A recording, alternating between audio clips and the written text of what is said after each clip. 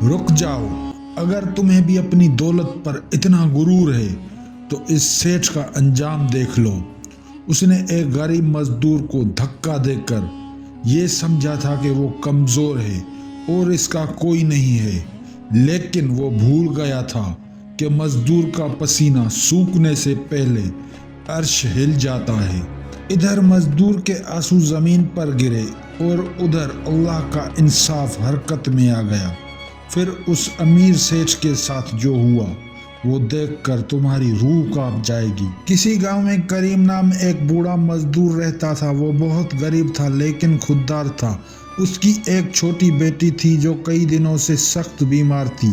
Doctor نے دوا کے لیے 500 روپے مانگے تھے لیکن کریم کی جیب خالی تھی۔ وہ مجبور ہو کر گاؤں کے سب سے امیر اور تکبر والے آدمی سیٹھ وقار کے پاس کام مانگنے گیا۔ سیٹھ وقار اپنی حویلی میں بیٹھا مرغی کھا رہا تھا۔ اس نے کریم کو حقارت سے دیکھا اور کہا، اگر میری حویلی کا پورا گودام آج شام تک صاف کر دیا تو تجھے 500 روپے مل جائیں گے۔ کریم بوڑھا تھا، کمر میں درد تھا، لیکن بیٹی کی جان بچانے کی خاطر اس نے حامی بھر لی۔ صبح سے شام ہو گئی۔ بھوکا پیاسا کریم بھاری بوریوں کو اٹھاتا رہا۔ اس کے ہاتھوں میں چھالے پڑ گئے لیکن وہ نہیں رکا۔ شام کو جب کام ختم ہوا تو کریم کانپتے ہاتھوں کے ساتھ سیٹھ کے پاس گیا۔ سیٹھ جی، کام ہو گیا، میری مزدوری دے دیں، بیٹی ہسپتال میں ہے۔ سیٹھ وقار زور سے ہنسنے لگا اور بولا، کیسے پیسے؟ تو نے تو کام ٹھیک سے کیا ہی نہیں، چل بھاگ یہاں سے، 1 روپیہ نہیں ملے گا۔ کریم سیٹھ کے پیروں میں گر گیا، گڑ گڑایا، سیٹھ جی خدا کا خوف کرے، میری بچی مر جائے گی۔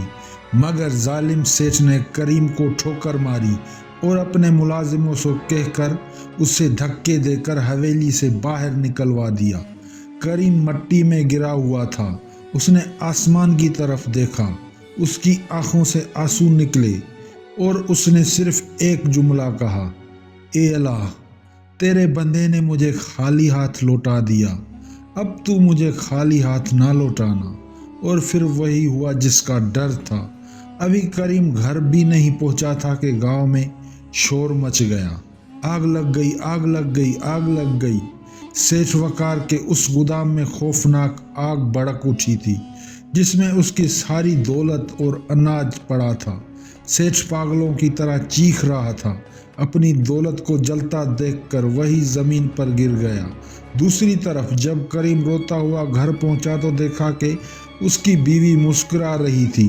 کریم نے حیرانگی سے پوچھا، کیا ہوا؟ بیوی نے بتایا، گاؤں کا ایک نیک آدمی آیا تھا، اسے پتا چلا ہم تکلیف میں ہیں، وہ دوا بھی دے گیا اور راشن بھی۔ کریم سجدے میں گر گیا اور زاروں قطار رونے لگا۔ ادھر سیٹھ وقار راکھ کے ڈھیر پر بیٹھا رو رہا تھا اور ادھر اللہ نے مزدور کی جھولی بھر دی تھی۔ دوستو، اس کہانی سے ہمیں یہ سبق ملتا ہے، کسی غریب کے آنسو مت نکلوانا، کیونکہ جب وہ شکایت اللہ سے کرتا ہے تو پھر کسی کی سفارش کام نہیں آتی۔